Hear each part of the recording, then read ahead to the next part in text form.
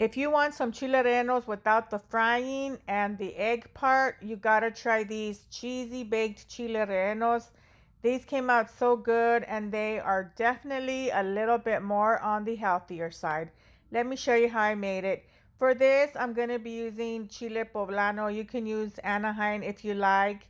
I'm gonna just be toasting these, and once these have all toasted up, these are going to go into a bag.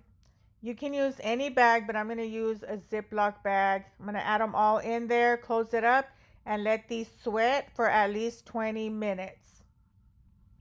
After 20 minutes, it should be easy to peel off the skin. If not, go ahead and put it back in the bag and let it sweat a little bit more. Open it up in the middle, being very careful. I'm going to remove some of the seeds, not all of it. And then I'm going to stuff them with some shredded cheese. This I'm going to use mozzarella, but you can use any type you like. I'll be laying these down this way on my baking pan.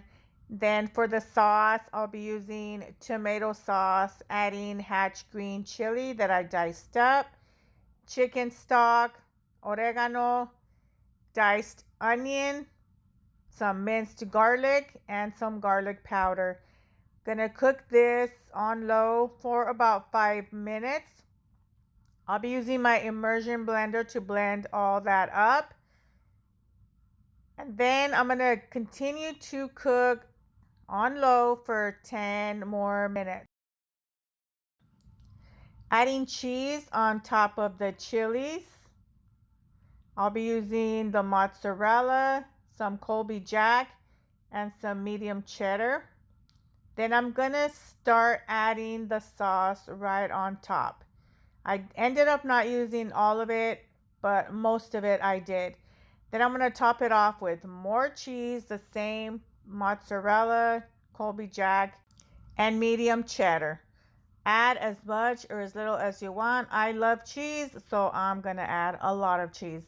And this is gonna go into the oven at 350 degrees for about 15 minutes, and then 5 minutes on broil just to get the top nice and crusty.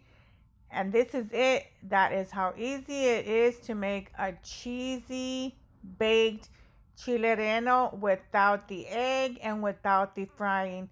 This is super delicious, and I just served mine up with some rice, some beans.